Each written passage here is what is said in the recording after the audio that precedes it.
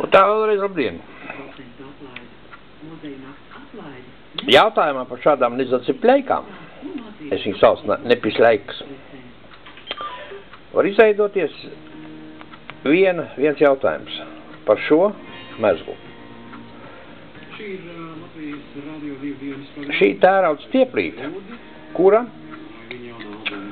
no tādas intensīvas locīšanas var nolūst, viņi pielodēti.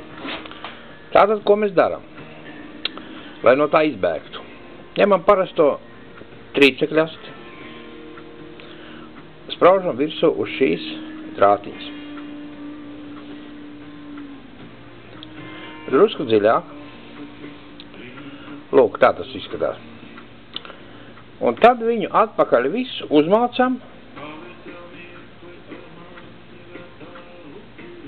uz āķīšu galu.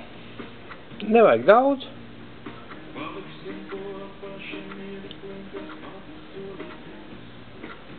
Lūk, tā tas izskatīsies. Lūk. Un šī gadījumā jau jūsu tērauda stieplīte deformēsies tikai pie līdaka sopas. Piemēram, klaks, un viņa atlec vaļā. Zāle to nespēs locīt, tātad jums nebūs topas laikā vairākas reizes jālok šī federīte savā vajadzīgā stāvoklī. Paldies par uzmanību. Skan!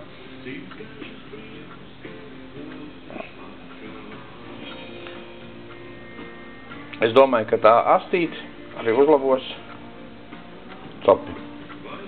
Var lietot visāds. Es, piemēram, šo paņēmu kā pirmo, kas man bija kastē parādījās.